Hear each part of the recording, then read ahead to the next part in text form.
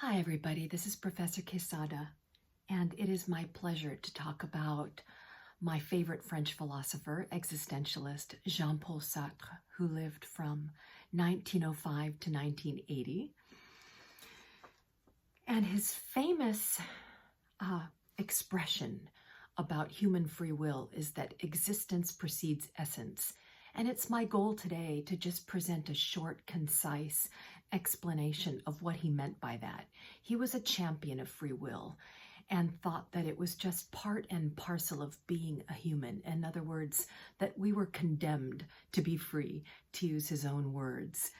I'd like to jump right into a passage from Existentialism is a Humanism, where he uses his famous analogy of the letter opener in order to define what humans are not, actually. He's saying that we're not like the paper cutter.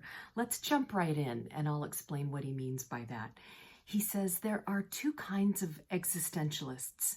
First, those who are Christian, among whom I would include Jaspers and Gabriel Marcel, both Catholic, and on the other hand, the atheistic existentialists, among whom I would class Heidegger, and then the French existentialists and myself.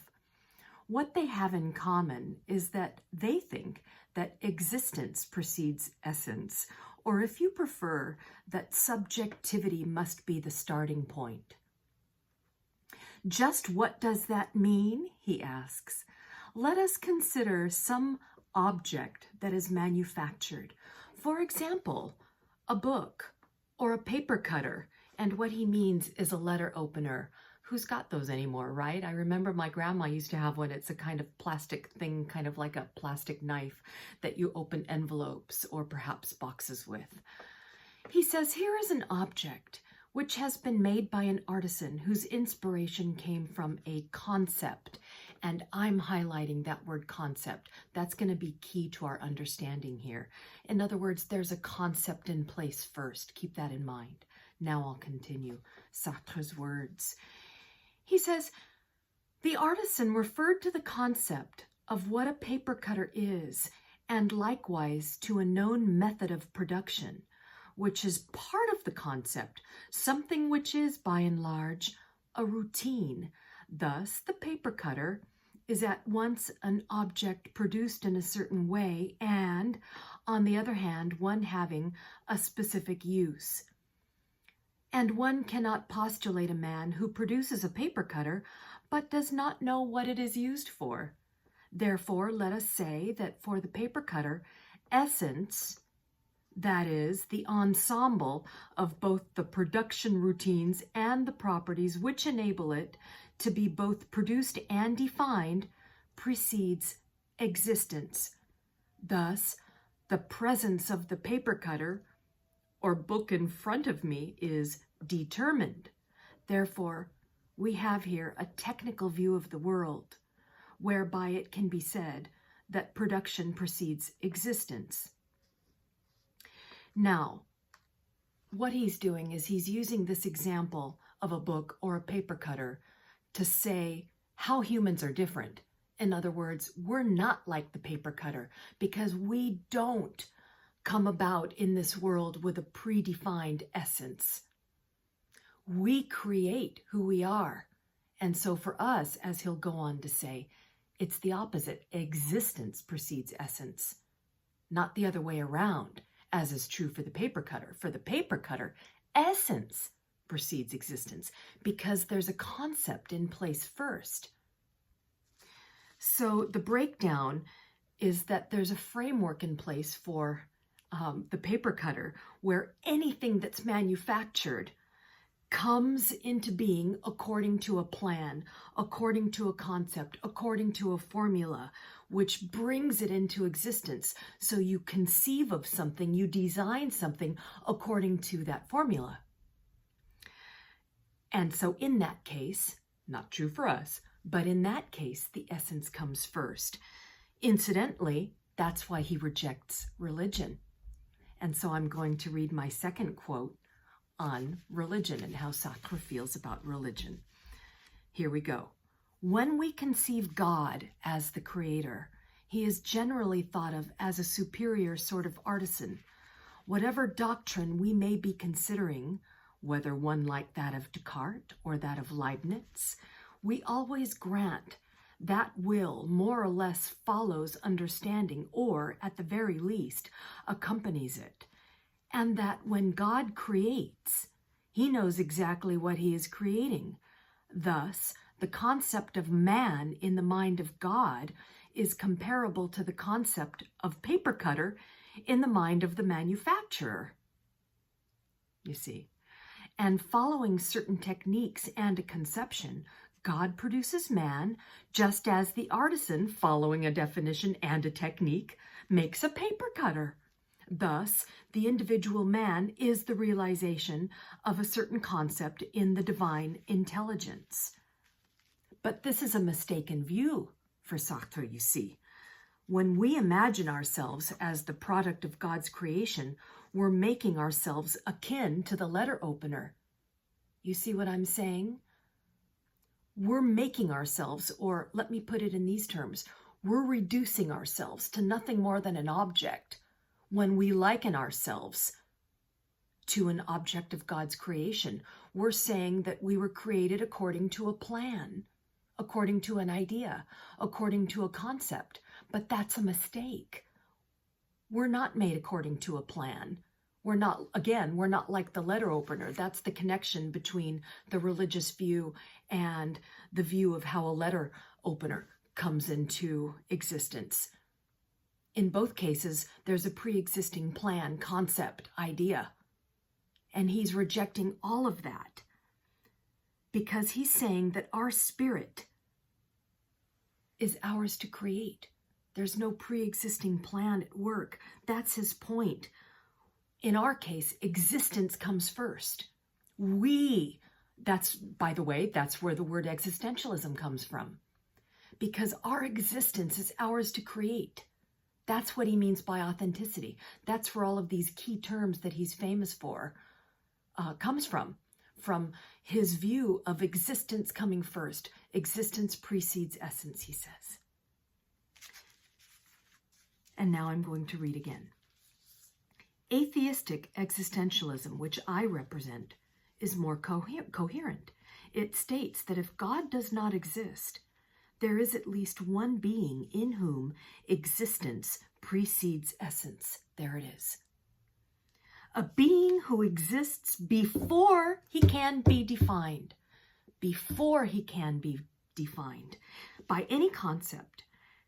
And that this being is man, or to be politically correct, man and woman. Or, as Heidegger says, human reality. What is meant here by saying that existence precedes essence? It means that, first of all, man exists, turns up, appears on the scene, and only afterward defines himself. If man, as the existentialist conceives him, or her, is indefinable, it is because at first he is nothing. Only afterward will he be something, and he himself will have made what he will be. We are self-made creatures. That's what he's saying. Let me jump back in. Thus, there is no human nature, because there's no essence. There's no human nature, since there is no God to conceive it. Imagine how controversial this was at the time. I'll continue. Not only is man what he conceives himself to be, but he is also only what he wills himself to be after this thrust toward existence. And so this key term, nothing, what he means by that is that there's no predefined essence about us. There's no concept. There's no template. We come into this world as nothing. We make ourselves.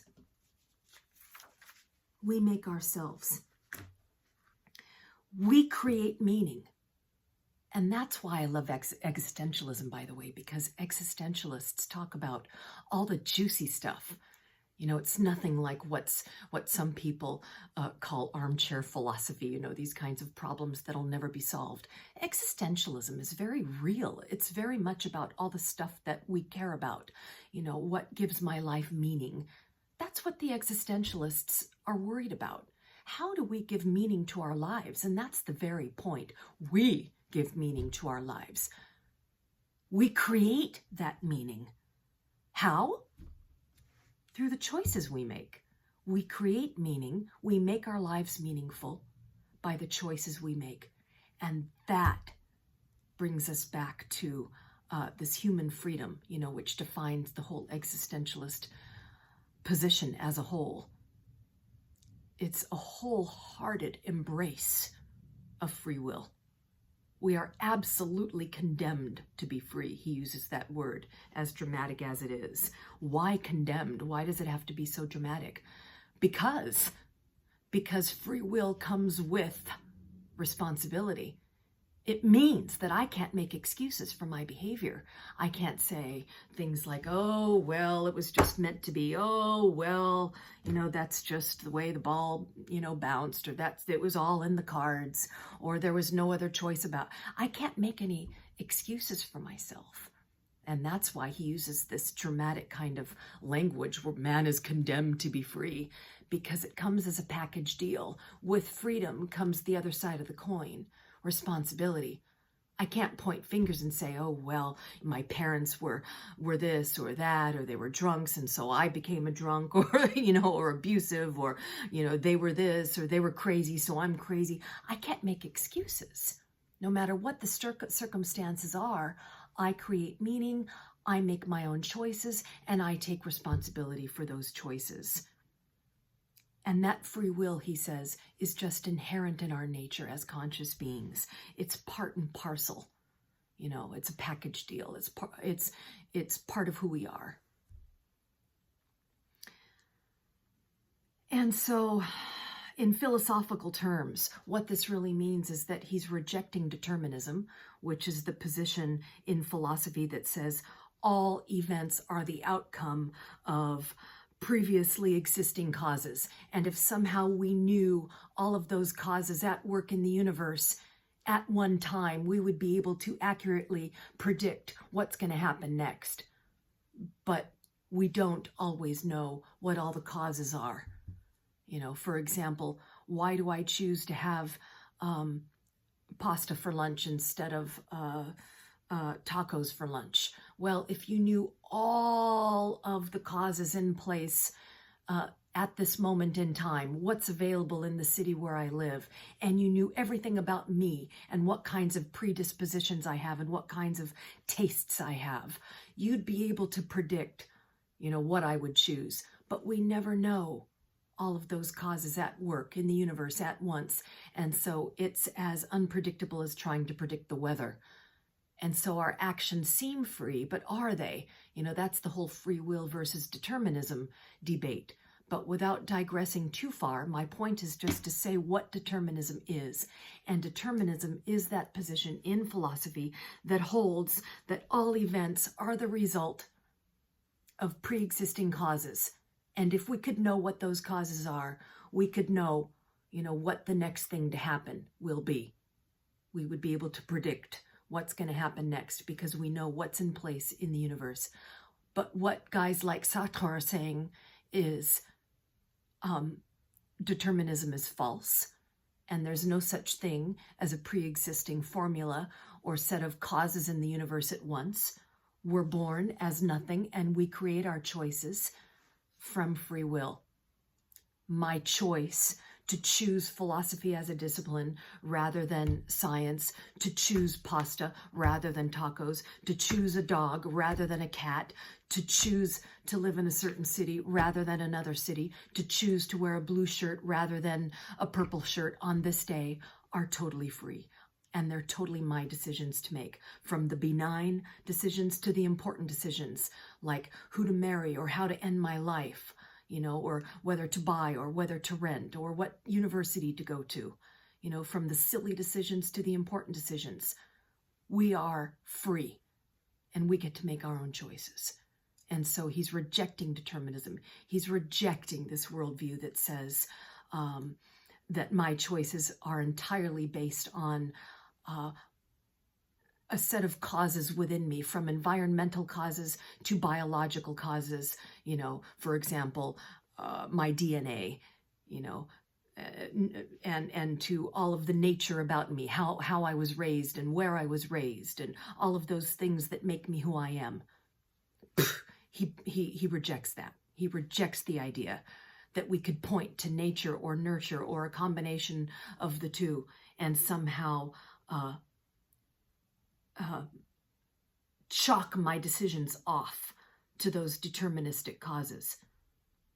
No, they're free. And by extension, he rejects destiny as well, on the same grounds. There's no plan about the whole idea of my life or your life. There's no pre-existing plan about anything. We create our lives, we create meaning through the choices we make every moment, from the moment we're born, because we're free.